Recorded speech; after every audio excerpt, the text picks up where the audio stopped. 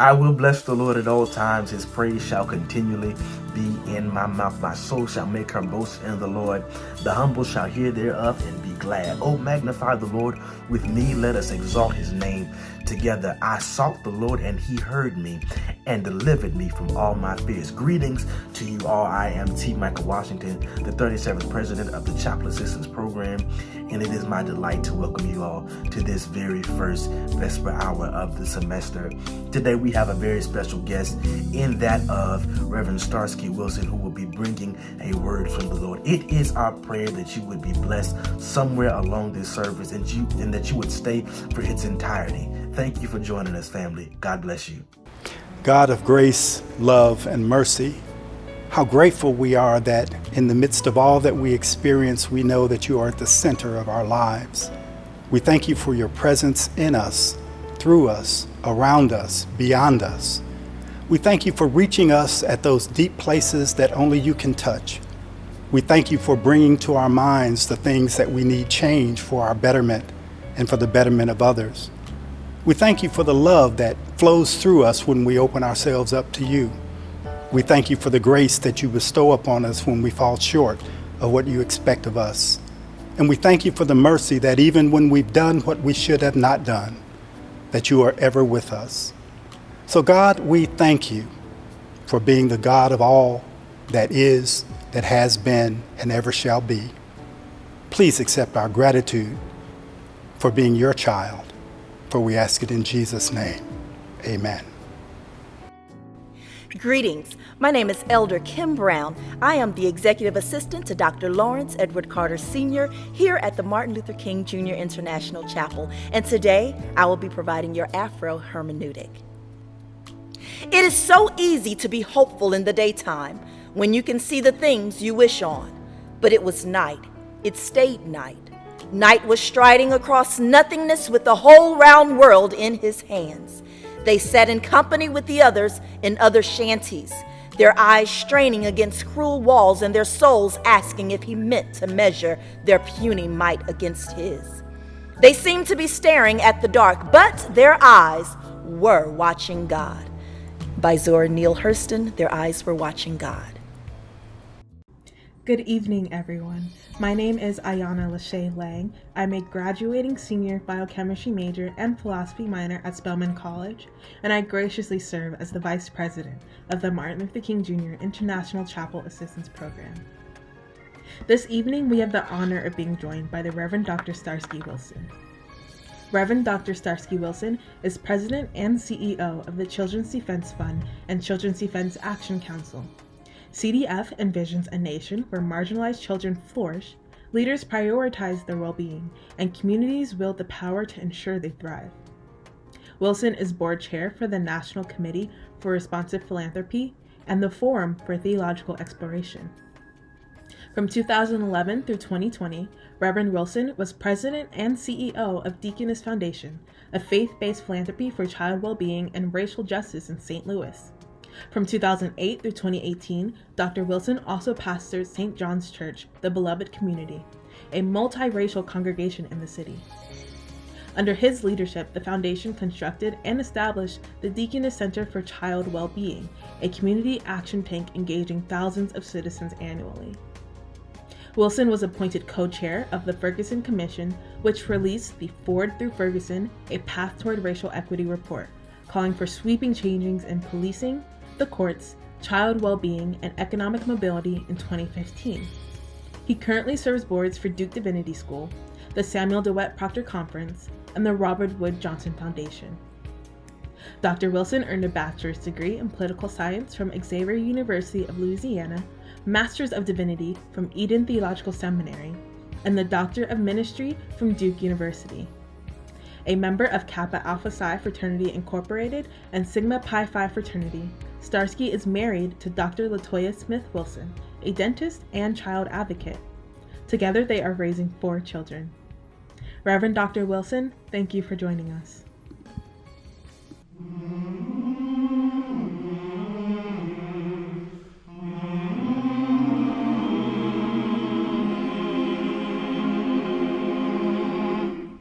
Joshua fit the battle of Jericho, Jericho, Jericho. Joshua fit the battle of Jericho, and the walls come tumbling down. My Lord, Joshua fit the battle of Jericho, Jericho, Jericho. Joshua fit the battle of Jericho, and the walls come tumbling down. My Lord, you may talk about Gideon, you may talk about your man. There's none like good old Joshua at the battle of Jericho. Jericho, up to the walls of Jericho, Jericho, march with spirit and spirit, and go blow them ram horns. Joshua cried, 'cause the battle lamb in my hand. Let the lamb sheep horns blow, trumpets begin to sound. Joshua commanded the children to shout, and the walls come tumbling down. My Lord, that morning Joshua fit the battle of Jericho. Yes, Jericho, yes, Jericho. Joshua fit the battle of Jericho, and the walls come tumbling down. My Lord, down. My Lord, down. My Lord, down. My Lord.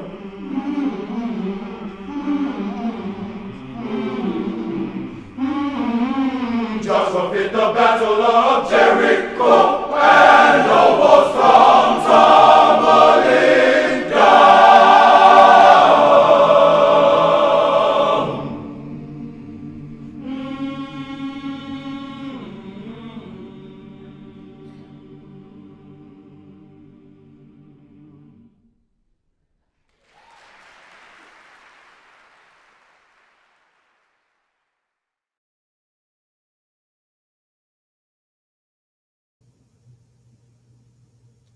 Good evening. Giving all praise to God, honor to the leadership of this chapel, to Dean Carter, to Associate Campus Minister Reverend Quincy Reinhardt, to the leaders of the chapel assistants, all of you, my brothers, my sisters in Christ and creation. It is good for us to be here. I'm honored at the opportunity to share here in this virtual Vesper service, especially on this Social Justice Sunday, and the first, as I understand, gathering of Vespers for this academic semester. Thank you for the honor of the invitation, and we bring you greetings and care on behalf of all of the staff, the volunteers, the board, the members of our offices, organizers, and advocates across the country serving America's 74 million children through the Children's Defense Fund. We also, of course, do so on behalf of our family, Dr. Latoya Smith Wilson, and our children there in the Washington, D.C. area. At this time, I'd like to invite your attention to a passage of scripture in Isaiah chapter 11. And I'll read for your hearing the 1st through the 9th verses in the New Revised Standard Version of the text. Isaiah chapter 11, verses 1 through 9, and I'm going to read from the New Revised Standard Version of the text. Reading here old school from actual pages of the book.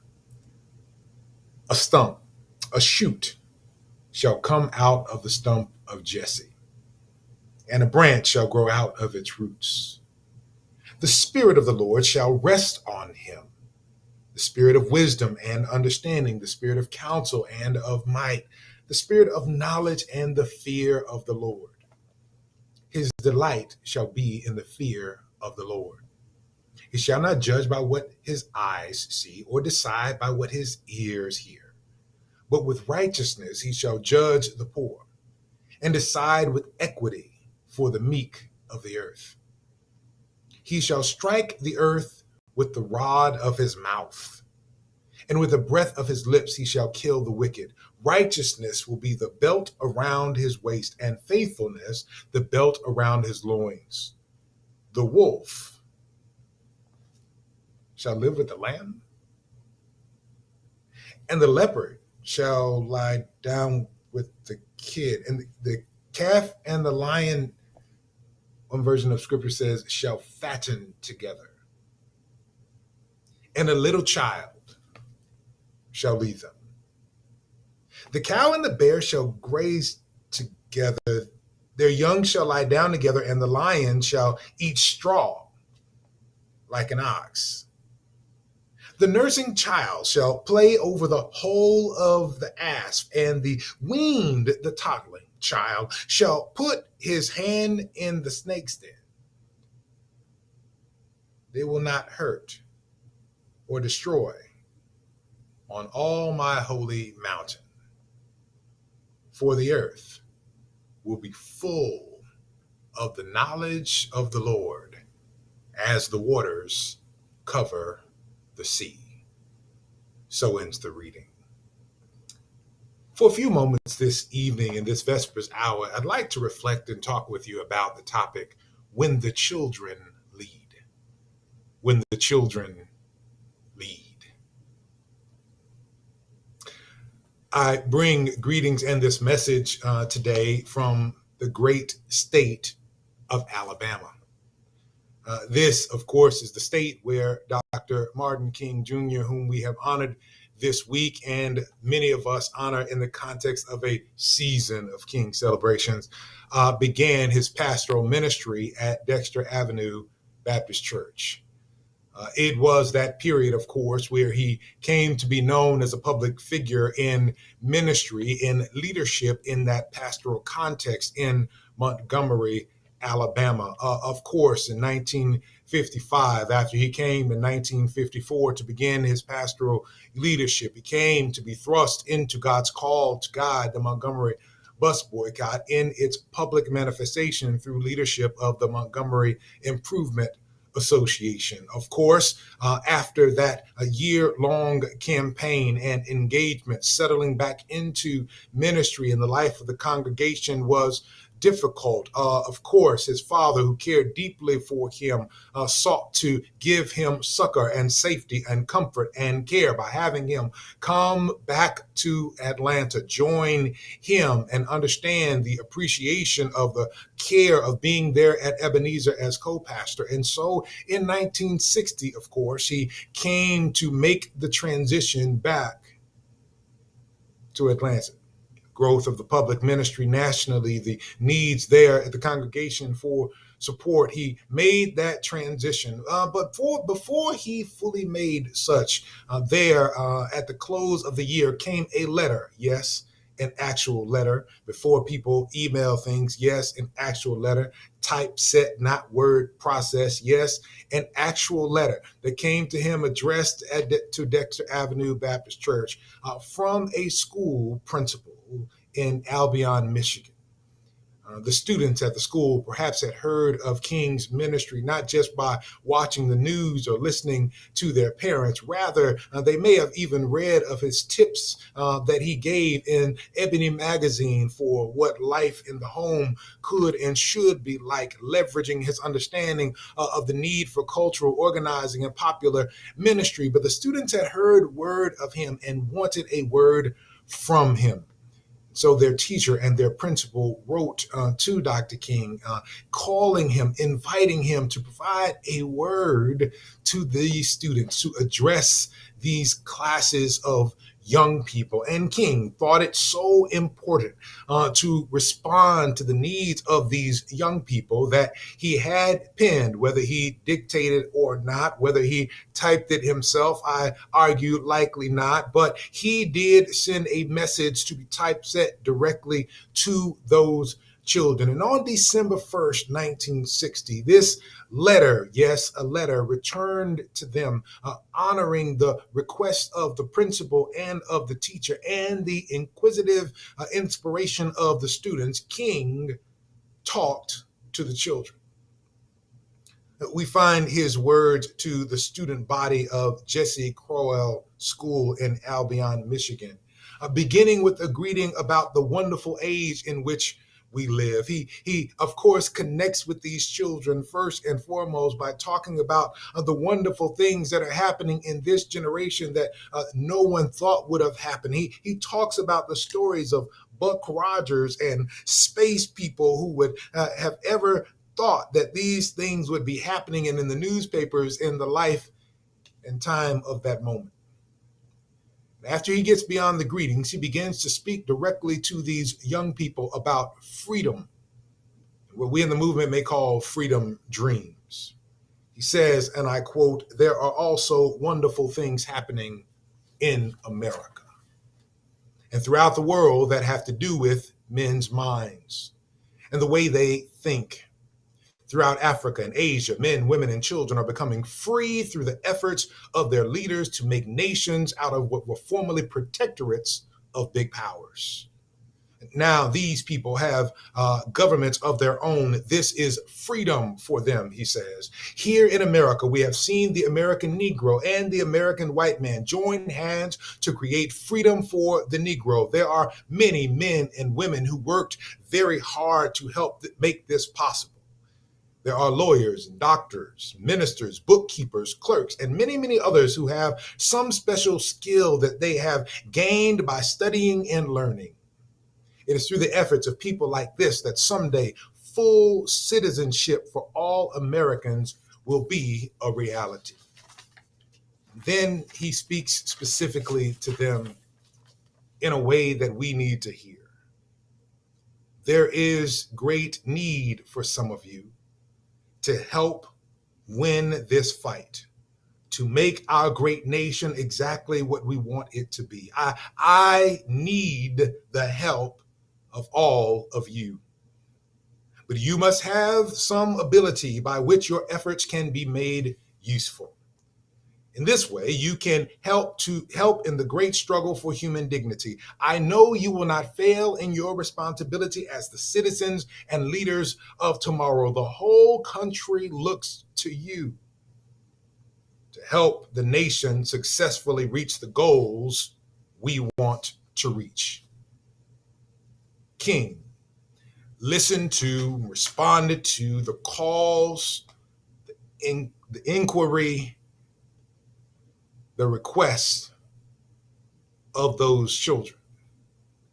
And he, perhaps like the Christ whom he called his leader, placed the hopes for the future of the community on them. "I need you," he said.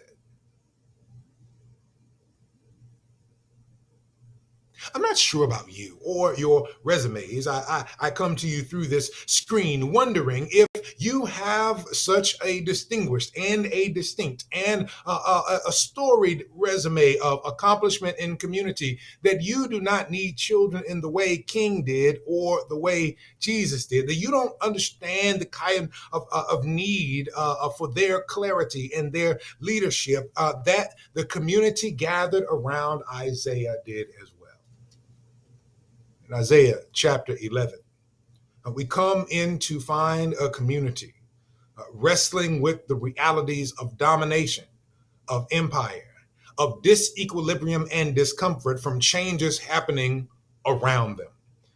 The Assyrian Empire has pressed in on the children of Israel, and by virtue of that political domination and the realities of their own shortcomings, they have found themselves lost from the promise that God has had for them, lost from the reality and the hope that they believed they had for themselves, lost from the identity of being God's people, standing amidst God's land in the kind of favor that they have come to understand. And you understand as well that we have to read into chapter 11 by reading back into chapter 10. And at the end of chapter 10, what we found is that there have been some things, using this metaphorical image of the tree, there have been some parts of the community, some parts of the empire, some elements of their experience, their community, and their reality that have been lopped off. The 33rd and the 33rd and the 34th verses of the previous chapter suggests that there have been some branches that have been cut off the tree. There are some scholars who suggest that this has to do with the fall of the Assyrian Empire in the northern parts of Palestine. Some suggest that it has other to do with the fall or the loss of some significant leader. Either way, what we find is that the community is going through a period where they experience disequilibrium, discomfort, disorientation, and loss, grieving that which was in the past that is no more, seeking to find leadership for this moment. And we know that they lived under the leadership at this moment of King Ahaz, whose leadership did not reflect the characteristic that they desired for a leader to be reflective of the description of one who follows God. And wrestling with the realities of loss around them, wrestling with the changing circumstances that cause them to have to reorient their lives, they begin to question, how will they be and how will a change be made? In chapter 11, begins by describing the promise of a leader who is to come, who will lead with the spirit of knowledge of the Lord, who will lead with grace, who will give attention to the people who live at the margins. And this description is extended to then demonstrate how the community would be different and what our reality could be with this type of leadership. And I want to argue that what is happening in the context of this text, if you will, is the description of the leadership of a new generation. What is happening in the context of this text is an invitation that if we want to be in a different way and be in a different moment and understand God's vision for us in the future, then we have to embrace a different type of leadership. And I'm going to wrestle with even those who would separate the first 5 verses of this text to describe the leader from the last 3 verses of this text that described the prospect and the product of that leadership. I want to say, I'll say it very clearly right now, that I believe this is one continuous text from the 1st to the 9th verses, that the demonstration of the articulation of characteristics of leaders that happen in verses 1 through 5 is exactly what is pointed to when we see a child in verses 6 through 9 leading among natural enemies in the context of the wilderness. Here we have a reordered picture of the future. I know this is something that is problematic for us. We believe and have affirmed the concepts of tenure. We believe and have affirmed the realities that children have to have their place.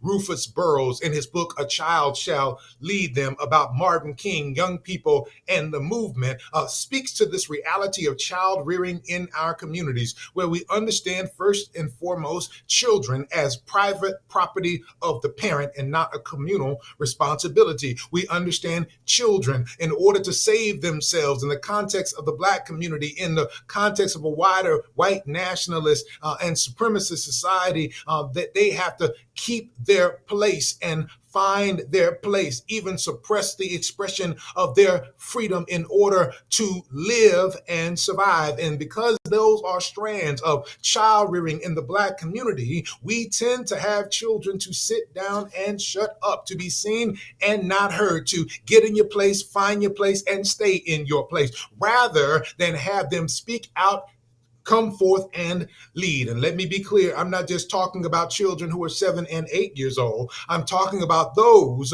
who happen to be the children, even fully grown, of those who are in our community in leadership. I'm suggesting that we continue to have an ageist bias in the context of our community where we can't even see a child who can do marvelous things, our children, even after they are full grown adults, providing leadership in our context. And so we read text differently. And I want to offer that if we would interrogate the ways in which we examine these realities, we might find freedom for children in this moment in ways that liberate us. And I'm not just making this argument on my own. I see in the text in Isaiah what happens when children lead. First and foremost, I see in the text that when children lead, we reorient messianic expectations.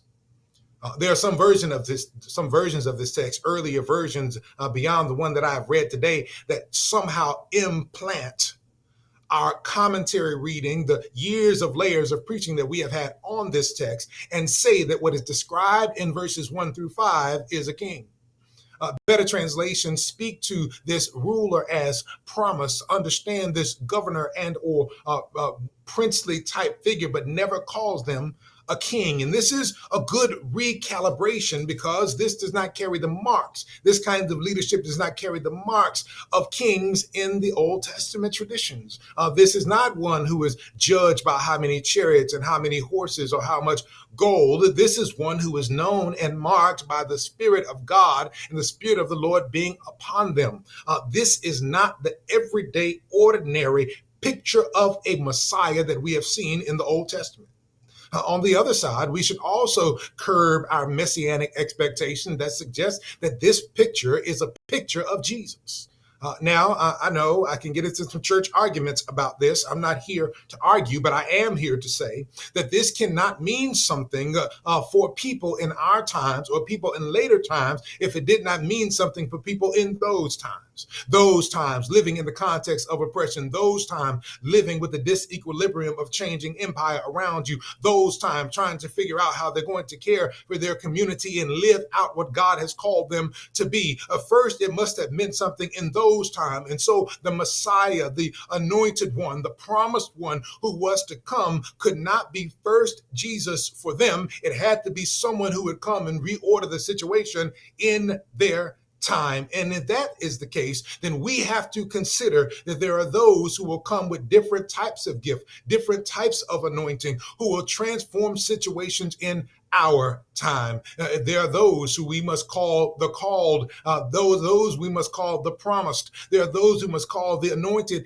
in our time, and they will meet the needs of the moment.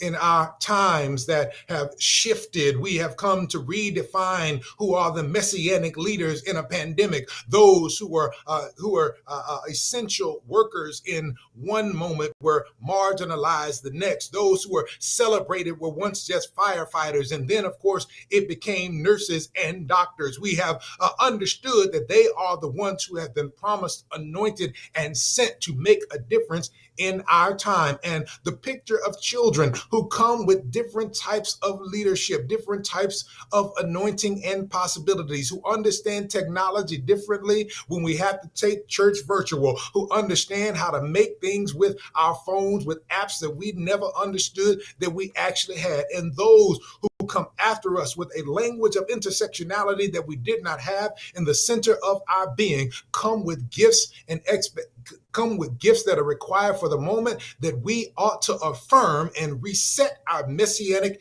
expectations. The next leader won't look like us, won't act like us, or speak like us, or dress like us, but rather they will be meet for the moment as the Messiah that God has promised. When children lead, we reset our messianic expectation. When children lead, we also replant the promise of progeny. critical to the promise of God's presence with the people, critical to being the people of God, were at least three elements of the promise. There was the promise, of course, that we think of all the time, especially in our middle class reality. We think of the promise of the land. I have said to some folks earlier that there was a good 7 solid years in Christian ministry in America, including the Black church, where all we talked about was the prayer of Jabez and somehow increasing our territory. We thought the promise of God was the promise of the land. We inappropriately began to interpret the promise of land with the promise of stuff, and then began to preach that in the context of prosperity across pulpits, across the nation. We remember the promise of the land, but sometimes we don't remember the promise of the presence. And because we don't remember the promise of the presence of God, we forget that part of the promise of the presence of God is also that I will make your name great, make of you a great nation. And by doing so, I am promising you that there will be children to come after you. Critical to the ministry of the church, critical to the identity of being the people of God, is holding fast to the promise of progeny. That there will be gifts from God that are given that are children. To hear the psalmist say that children are a gift from the Lord. Blessed is he who has his quiver full of them. This element of our theology that has been lost is the promise of progeny. That this is a critical part of who we are, who we have been, and who we must be in the future, and our hopes for the future. Our understanding of the present is critically tied to the idea that we have lost, that we have yet to proclaim heftily and significantly of the promise of progeny. The promise of progeny may help us to reset our understandings of what it means to be church. I had the occasion back in St. Louis when I pastored St. John's Church to come into mentorship of a woman in ministry who led a congregation. Part of what her charge was in the life of that congregation was to lead it to its distinctive and to its distinguished and to its dignified closure. A congregation that had given life to many and hosted many, shared with many, nurtured many, taught many over the years, had to close in her leadership. On the last Resurrection Sunday in the life of that congregation, the congregation was filled on that Easter Sunday morning, because in the tradition of the denomination, that is a time when people come together for the baptism of children. There was a family that came out with people, uncles and aunts, who had not been to church in many, many years, but they came for that service on Sunday morning. And the pastor, appreciating, of course, being gracious to each and every one of them, having blessed that child and baptized them in the context of the tradition, going on to do her work to close the congregation. We had the occasion to sit over coffee just the week after. And in that moment, she expressed her concern and her care. She was rightfully joyous at the gathering of the people, but she also raised the question. She said, if those people would come to church more regularly, then maybe the church would not have closed. If those people would have committed themselves to the congregation, then maybe we would not have had to close the doors. And I understood where she was coming from. The pain was still fresh from the reality of what she had as a sense of a loss in her own leadership. But I also had a question that I had to gently put forward. Would those people still be coming? If they came out for the baby on Resurrection Day, would they have been coming if the whole congregation understood its ministry to be to that baby before?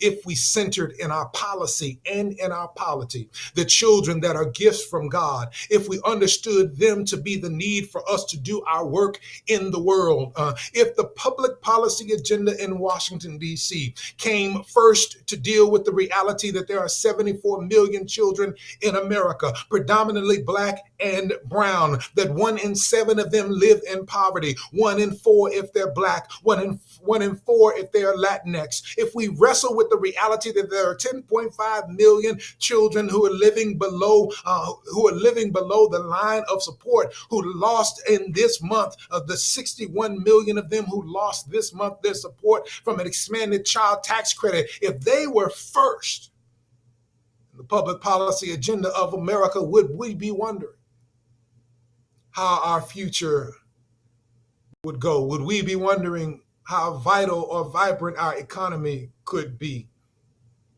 if we allow children to lead in our policy conversations, we centered them in our congregational and ecclesiastical polity as much as we need to in our public policy. When children lead, we replant the promise of progeny. But finally, I say that if and when children lead, we resurrect the hope of a reordered creation. Here is where I come to this point, and I come on my way out to argue with the biblical scholars. I argue with those who make these inappropriate and I think often inaccurate divisions of text. Division by chapter that don't take into consideration that you can't understand chapter 11, verse 1 if you haven't read back to chapter 10, verses 33 and 34. These divisions that suggest that we have a picture of what the characteristics of the leader are in verses 1 through 5, and we have a picture of what happens when that leader comes forth in verses 6 through 9, because I understand that the people who have come to interpret this text over time carry the same privilege, carry the same access to privilege and access to pulpits and access to publishing that keep them interpreting the text in their own perspective and in their own image. I know that they're largely white. I know that they're largely moneyed. I know that they're largely men. They're the same people who have kept black people from interpreting the text so they understand God in their way, and kept women from interpreting the text so that they understand God in their way, kept LGBTQ people from interpreting the text to understand God in their way, and they keep children from interpreting the text to understand God in their way. And so they make separation between the description of a promised leader in the first 5 verses and the reality of one who is called explicitly a leader in the last 3 verses. Yeah, I think that's problematic. I think it's problematic because it's plain, but I also understand the privilege and the prejudice of perspective. And I wonder why it is that we can't understand this text as one together and suggest that the image of leadership that we see laid out in the first 5 verses can be exactly a description of the model of leadership we see planted in the illustration in the 6th through the 9th verses, and the leader is a child. Perhaps we cannot see it because we've not engaged in the work that Dr. Kelly Brown Douglas did. In her last book, Resurrection Hope, she tells the journey of her own journey of faith, her wrestling with the reality of the questions that were placed to her by her 27-year-old son about the reality, the fidelity, and the efficacy of a God who will allow Black people to be killed with impunity in America. And with all her congregational and her constructive theological credentials, she understood herself to need to go on a journey to take seriously the voice of her own son. And when she took seriously the voice of her own son, she began to interrogate her own commitments to Black faith, and in that interrogation put back together the pieces of a hope-filled future that are much like the one that we see in this text. In this text, those who have seen it for some time before could not see this picture of a new future in the same way that children see. This text looks comic, looks cartoonish, looks like it is comedic to see a lion lay down with a lamb, to see a bear who could eat the cow for steak out having fun with it, eating grass, who could see a child playing with a snake. But these are the type of fantastic images that children see and play in each and every day. And they have the capacity to live out a vision, to see a vision of creation that we cannot. Our recently transitioned ancestor, Bell Hooks, is the one who suggested that most children are critical thinkers are amazing critical thinkers until we transform and teach it out of them. Our children are those who paint pictures. Our children of those who indeed have the capacity to dream dreams. And this allows us, when we allow them to lead, it resurrects the hope of a reordered creation, to see things in a different way than we have seen them before, and to be able to see things come to manifestation that we could have never imagined. It is the work of these children that I may have to tell you about on the chat, but I don't have to tell the people in Alabama. That same king who left Alabama in 1960, of course, returned following children in 1963. He came back to Birmingham, where they understood that critical point in the civil rights struggle in May of 1963 required the leadership of children. After engaging work in April of that year, after a campaign in the community and in this state to make a bull, kind of like this ox, to make a bull named Connor, a comedic figure to transform the reality of the context in Birmingham, King decided to turn to the children. At the wisdom of Fred Shuttlesworth and James Bevel, they began to follow children out of 16th Street Baptist Church. They began to follow children and fill up the jails. And children, over the course of 10 days, changed the legislation in the community. And children who filled up the witness of those who were watching across the nation gave a pivotal win to the civil rights movement. Children dramatized the moral reality of segregation in America, and children lifted King to that stage in August of 1963 there in Washington, D.C., where he gave the I Have a Dream speech that we have heard people quote ad nauseum over the course of the last 2 weeks. It was children who created the win in the Children's Crusade, and it is children who see the future and are able to advance us in new ways. Oh, what it would be like if we lived a theology that was rooted and depended on children. Oh, we do. It was children that God decided to provide as the first example. It was a child named King David who became a leader, who was a witness to those who could make new things happen for God's people. It was Josiah who provided the kinds of critique to Ahaz's leadership that we see in this text. It was Jesus who decided to call a ragtag group of teenagers to provide them leadership, called them disciples, and put them on the course to turn the whole world upside down. Yes, we follow in a Christian tradition that is rooted and guided by the children. So why don't we as Christians allow them to lead? When the children lead, we reorient our messianic expectations. When the children lead, we replant the promise of progeny. When the children lead, we resurrect the hope of a reordered creation. Indeed, this is what we need in this moment and in this time. I am reminded of a day and a challenge that I received from a mentor. His name was Mike Jones in St. Louis, political leader in that time. A group of journalists came to our community to begin a journey across the United States, where they would be listening to regular people and talking about the realities of our time.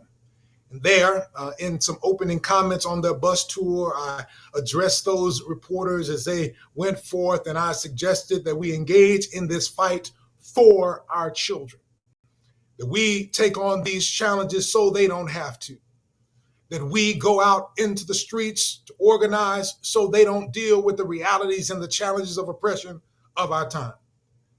Mike, being an elder of our community and being one who loves me deeply, pulled me to the side and encouraged me and said, "That was good." I said, "Thank you. Thank you." I was feeling good about my comments. He said, "Yeah, that was good. That was good. That part about struggle, that was good.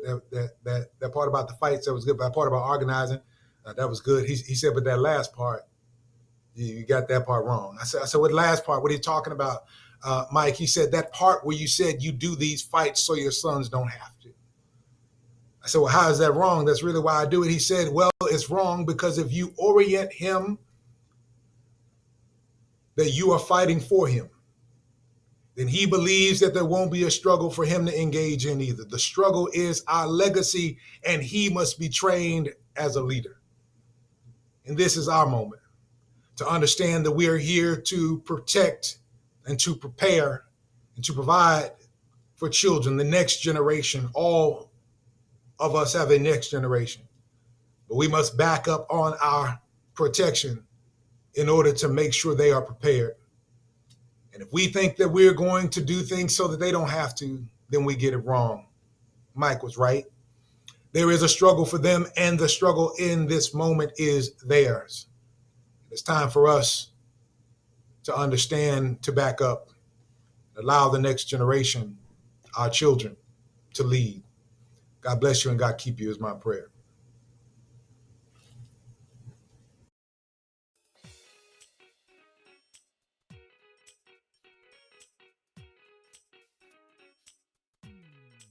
Greetings to all of you, our Father's children. I am Caleb Cage, a first-year religion and communications double major from Prince George's County, Maryland, and I have the great honor and privilege of delivering today's announcements.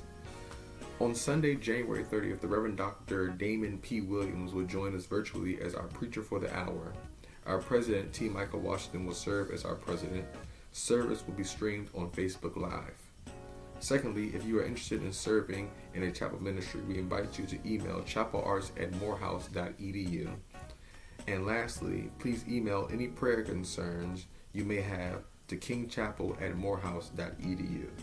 On behalf of our founding dean, the Reverend Dr. Lawrence Edward Carter Sr., chapel staff, and chapel assistants, we thank you for worshiping with us today. These are your announcements. Please govern yourselves accordingly.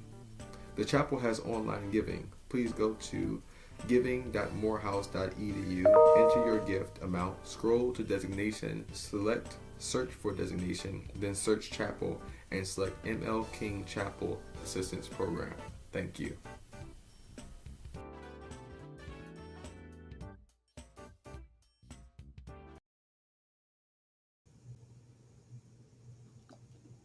Good evening, Dr. Wilson.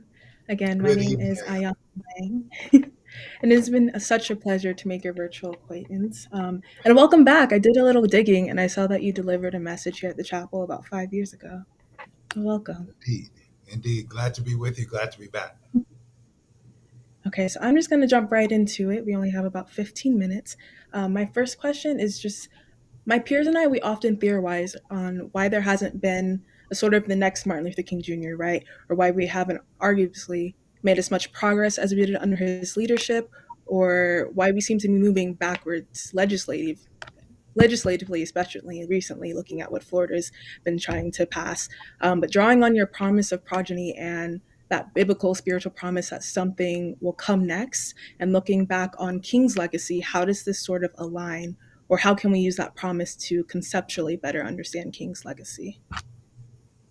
Yeah, no, I thank you for that question. I think there are a couple of things. Number one, I think we continue to look for the things of the past. It's important in this text to remember that there were some things that were lopped off before there was the promise of the new leader. And I think there were some elements that were not present, that were present during King's era, that are not present with us. And there are things that needed to be pruned from King's era that will not allow for growth for us. And so I don't think that there is another coming in that way, frankly. And I think we should also remember that by the time we get to the end of King's life, people don't think of him as a promise, but a pariah. So there are those among us now who are providing leadership who are being castigated, and we won't call them heroes until they are, in the words of that poem about King, safely dead. And so I think there have been those who have done transformative work since. And I think we just don't see centralized figures in that way anymore. I'm pleased that we see a more, some say, leaderful movement, perhaps more reflective of the ministry, the work, the organizing of Ella Baker, than one that seeks to centralize one figure. And I think, frankly, we'll find ourselves in a dangerous way if we're looking for a leader that looks just like King again, or comes to lead in that same way again. So I think we do so with more people engaging in more different places in different types of ways. I think that's part of the powerful imagery of this text for me of the child leading, is that they're doing things are happening around the child that those who came before would not have tried. The child's putting his hand in the snake's den. I don't think that's safe. There gonna be some things that are happening that don't seem safe. This child is hanging out with dangerous animals in the midst of violence. I don't know about that. I think new leadership will engage in things that we find dangerous, but will be uniquely creative. Okay, that's a very good point. So, when talking to us college students, right, we're sort of in this awkward middle ground between that childhood that we may have led best from and this adulthood and this life that we're trying to create for ourselves. So, how would you suggest we listen to the requests of the children, like you said King offered, while also continuing to honor ourselves and where we're at in the conclusion of our own childhoods? Yeah, I think it's really important. I speak like a Baptist preacher, right? If I had more time, right, I would have unpacked a little more the fact that this idea that when I say children, I'm not talking about people necessarily who are 7 or 8. I'm talking about people who constitute a new generation, right? So, what does it mean for Gen Z to lead? What does it what did it mean for millennials to lead? What does it mean for Gen Z to lead?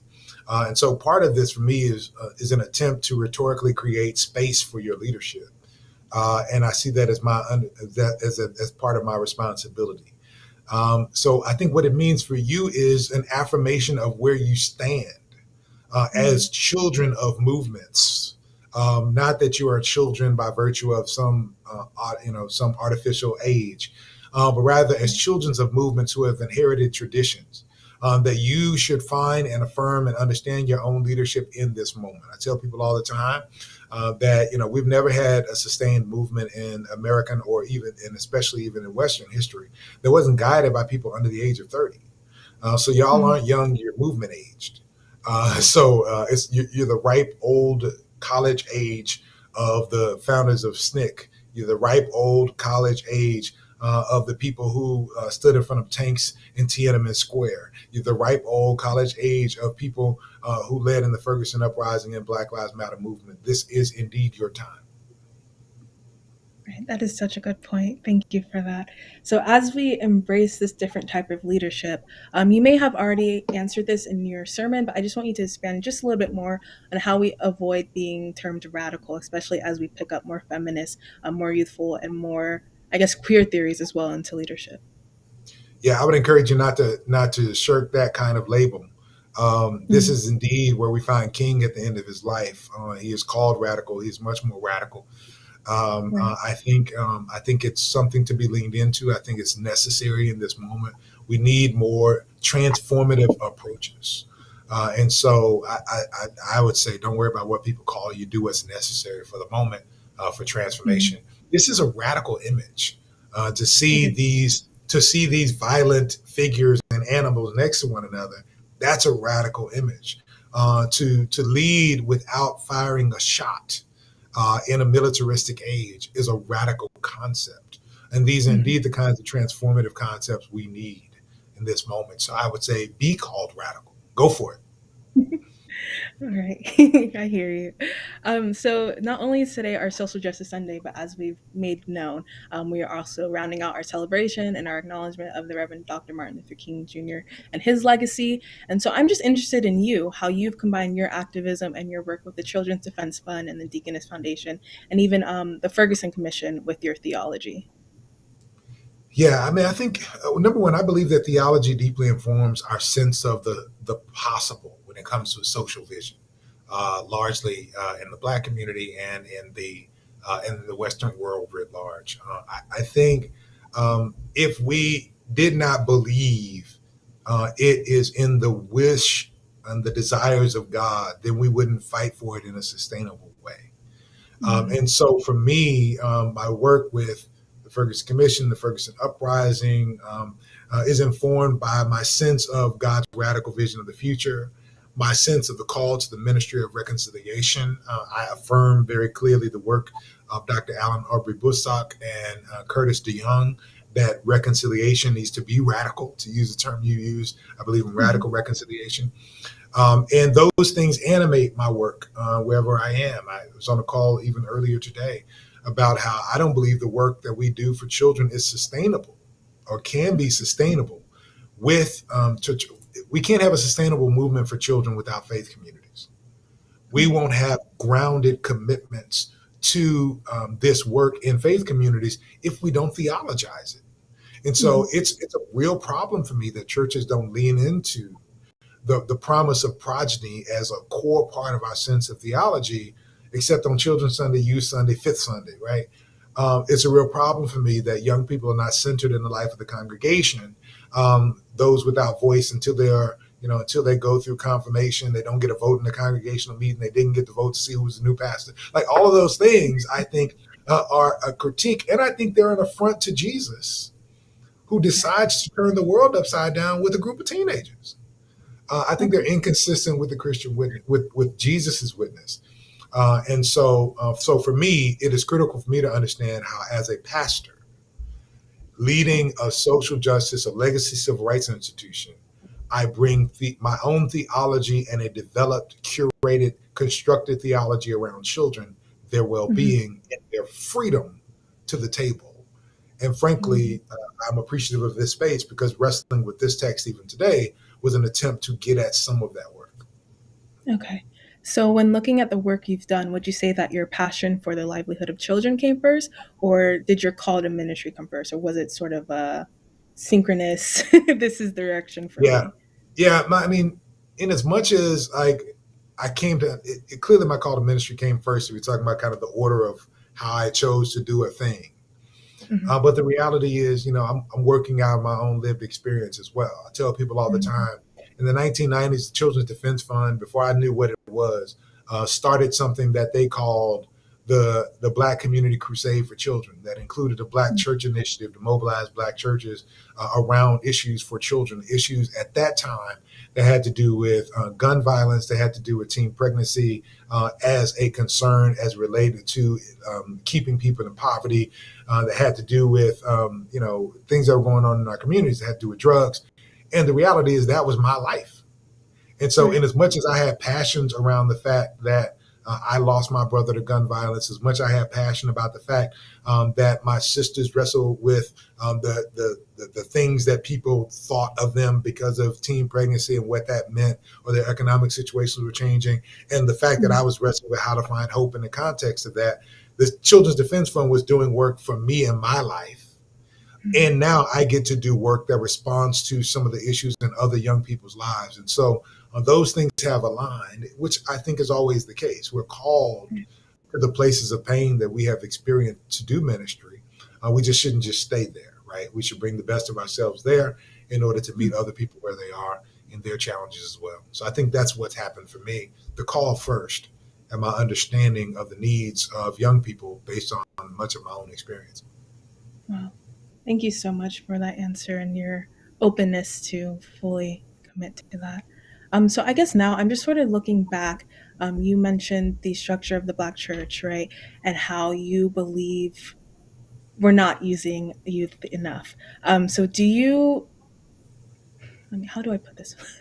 Would you say that the issue is the structure itself, or just can we do more with how it is? Am I making sense? Like, do we need to But yeah, completely relook at the church, relook at our institutions, tear them down, or can we operate with them how they currently are? Yeah, I'm a firm believer that we love the church as it is in order to love it into what it needs to be, right? Oh, that's good. And so I think we embrace in the interest of transformation, that we love for the purpose of transformation. And I continue to believe, I mean, both in our long-term communal and social interests and in our Mhm. spiritual interests, that the Black church continues to be our best hope for changing the situation, the very daily lives, and the public realities for Black people. And so I think we've got to take the church as it is and love it, lovingly transform it, lovingly critique it, lovingly engage it in order to shape it, wrestle it. Sometimes, sometimes when you've got a loved one, so I was also an usher growing up in church, and so sometimes as an usher, you held hands around somebody who was shouting, try to keep them from hurting themselves and all that kind of stuff. And then sometimes Mhm. when you have a loved one who's experiencing deep emotion and they're acting outside of themselves, all you can do is put your arms around them, right? You hold Right. them and you love them in order to transform and to change the temperature. And I think that's Mhm. part of what we've got to do in the life of the church. We've got to hold, we've got to critique, we've got to love.